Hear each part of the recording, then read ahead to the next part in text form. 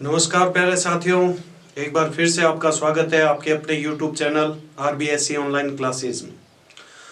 पहले तो आप सभी का मैं तहे दिल से धन्यवाद देता हूं। जिस तरह से मेरे वीडियो पे आपका स्नेह मिला मुझे, उसके लिए आप सभी का तहे दिल से धन्यवाद। पूरी उम्मीद करता हूं कि आपको संस्कृत के अंदर पूरी मदद मिली होगी मेरे वीडियो से। अब देखिए, अपन ने लास्ट वीडियो में मैंने आपको करवाए थे संवाद लेखन। उसी से संबंधित आज अपन एक स्टार्ट करें प्रार्थना पत्र। देखिए, एक का टॉपिक है, दो आएंगे इसके अंदर ऑप्शन के अंदर। एक आएगा प्रार्थना पत्र और उसके ऑप्शन में आएगा पत्र।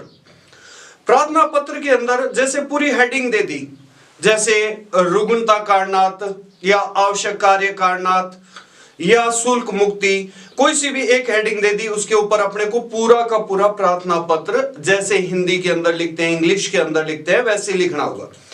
एक उसके ऑप्शन में आएगा आपके, जैसे अपने संवाद लेखन आता है, मंजूषा दे देंगे और फिलअप्स के अंदर पत्र आएगा।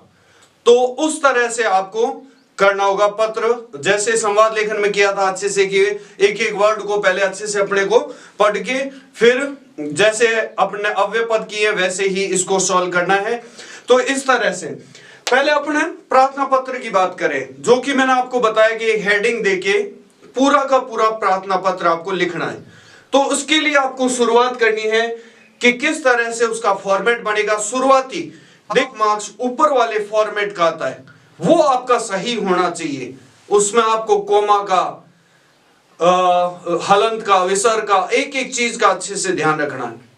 एक मेथड बता रहा हूं, वही ट्रिक आपके सब तरह के पत्र में प्रार्थना पत्र के अंदर काम आएगी।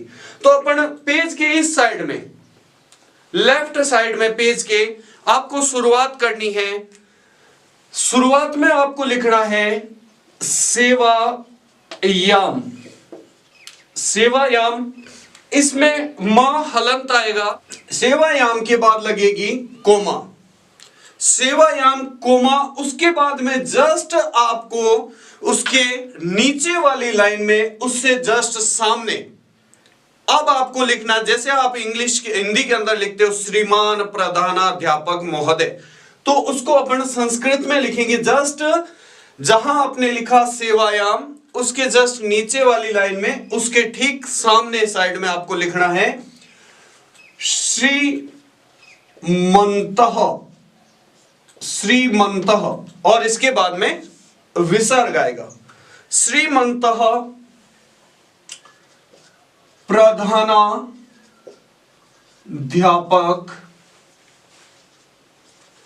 महोदय, यहां पे विसर्ग, उसके जस्ट बाद में आएगी यहां पे कोमा। सेवायाम श्रीमंता प्रधानाध्यापक महोदय। अब इसके जस्ट बाद में एक चीज और ध्यान रखनी है, जहां पर आपने श्रीमंता लिखा है ठीक उसी की दिशा के अंदर, सेम वही एक सीध के अंदर आने चाहिए। उसमें आपको लिखना है आपके विद्यालय का नाम। जैसे विद्यालय का नाम आप लिखेंगे, मान लीजिए राजकीय उच्च माध्यमिक विद्यालय, ये आपके आ गया विद्यालय का नाम। सेवायाम, जस्ट उसके नीचे वाली लाइन में आपने लिखा श्रीमंतः, फिर यहां पे आपने लगाई कोमा, फिर इसके यहां पे आएगी कोमा। अब जिस शहर से आप है, यहां पर आ जाएगा सिटी का नाम। जैसे यहां पर अपन लिख दें बीकानेर। अब यहां पर आएगा फुल स्टॉप, और ये तीनों चीजें आनी चाहिए आपकी एक सही दिशा के अंदर। बीकानेरम, और यहां पर आ जाएगा आपके फुल स्टॉप। तो ये जो आपका फर्स्ट फॉर्मेट है, इसमें आपको कोमा का और फुल स्टॉप, इसका यहां पर सेवायाम के बाद में भी कोमा आएगी। ये चीजें आपको ध्यान रखनी होती है। फिर जहां पर लास्ट के अंदर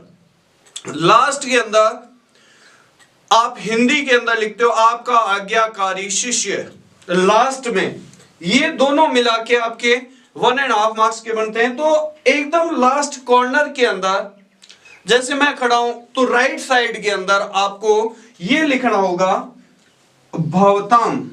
भवताम में होता है आपका।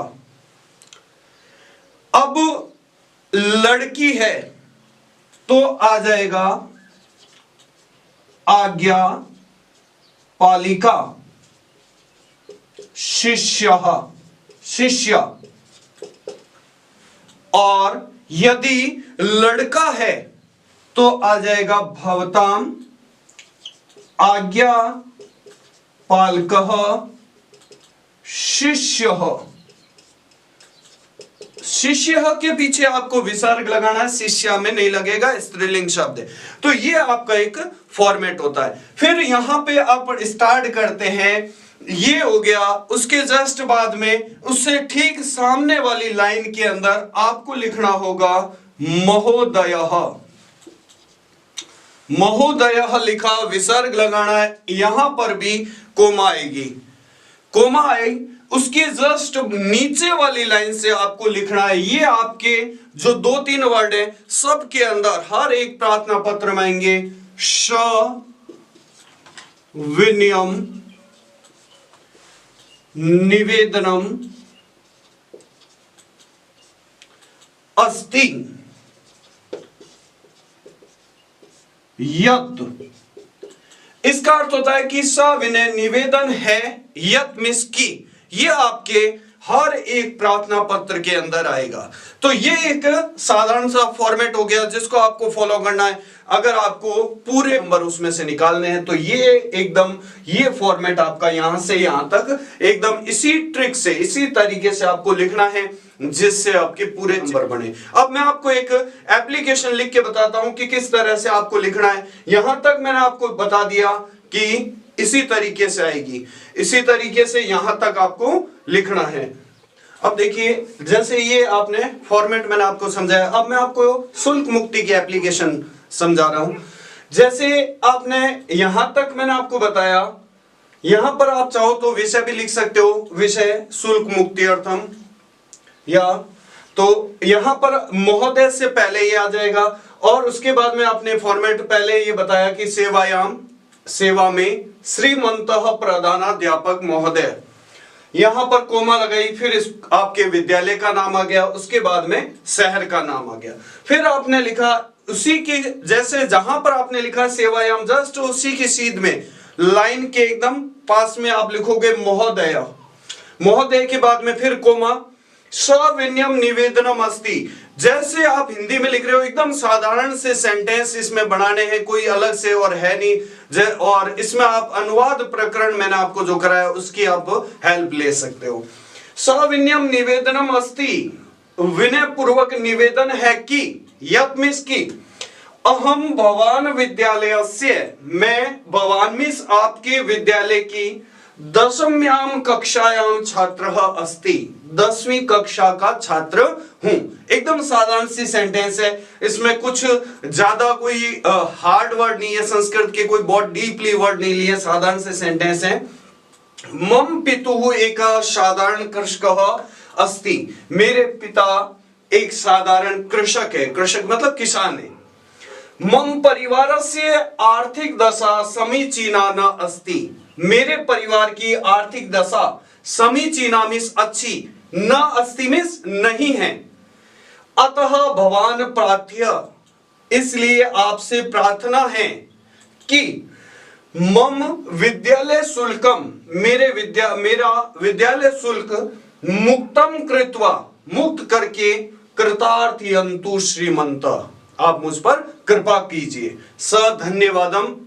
और फिर मैंने आपको जो बताया लास्ट में आ जाएगा भवताम आज्ञा पालिका, अगर लड़की है तो आज्ञा पालिका और लड़का है तो आज्ञा पालिका। आज्ञा पालिका में सेम हिंदी वाला फॉर्मेट आएगा क्योंकि स्त्रीलिंग शब्द है, और अगर लड़का है तो आएगा आज्ञा पालकः, इसके अंदर विसर्ग आएगा, और शिष्य में भी विसर्ग आएगा। स्त्रीलिंग में आता है शिष्य, इसमें विसर्ग नहीं आएगा। तो ये आपके एक हो गया एप्लीकेशन कैसे लिखनी है उस तरह से। बस आप जो फॉर्मेट बना रहे हो उसको थोड़ा सा आप सही लिखें ताकि आपके पूरे नंबर बने। अब इसके जस्ट ऑप्शन में आपके आता है पत्र लेखन, वो आएगा आपकी मंजूषा दी रखी होगी और रिक्त स्थान में आएगा। उसके लिए जो मैंने आपको ट्रिक बताई थी अव्यय पद की, संवाद लेखन की, वो सेम ट्रिक उसमें यूज करते हैं। तो देखिए प्यारे विद्यार्थियों, इसमें अब एप्लीकेशन चाहे कोई सी भी आ जाए, ये फॉर्मेट सेम रहेगा। उसके बाद में यहां पर जो आपका शीर्षक है उसमें आप साधारण से सेंटेंस बनाओ और उनका संस्कृत में ट्रांसलेट करो। मेनली यहां पर इन दो फॉर्मेट के हो गए। उसके बाद में बचा हुआ ये है, उसमें आपको कोई डीपली वर्ड नहीं लेने, साधारण से सेंटेंस बनाने और उसमें अनुवाद प्रकरण है वो आपकी हेल्प करेगा। अनुवाद प्रकरण के अकॉर्डिंग और कारक के अकॉर्डिंग उसमें सेंटेंस बनाइए, कोई गलती नहीं होगी। वैसे साधारण सी चीजें, अब इसमें आप दोनों में से आप एक ऑप्शन जो भी करना चाहो, पत्र करना चाहो, एप्लीकेशन करना चाहो, वो आपके ऊपर निर्भर करता है। पूरी कोशिश ये करें कि अपने जो आपको लगे कि मैं 100% कॉन्फिडेंट हूं कि मुझे पत्र सही आ रहा है तो पत्र करें, एप्लीकेशन सही आ रही है तो एप्लीकेशन करें, क्योंकि दोनों ऑप्शन में आएंगे। कोशिश ये हो नंबर पूरे किससे निकाले जाए, क्योंकि अपन ने एक टारगेट सेट किया था फर्स्ट वीडियो के अंदर 100 आउट ऑफ 100 वाला। तो 100 आउट ऑफ 100 इसी तरीके से आएंगे कि आप एक छोटी छोटी चीजों का आप ध्यान रखें। पेपर आपके 3 घंटे का होगा, तो उसमें संस्कृत के पेपर मेरे हिसाब से 2.5 घंटे में पेपर हो जाता है। तो आधे घंटे अच्छे से रीचेक कीजिए।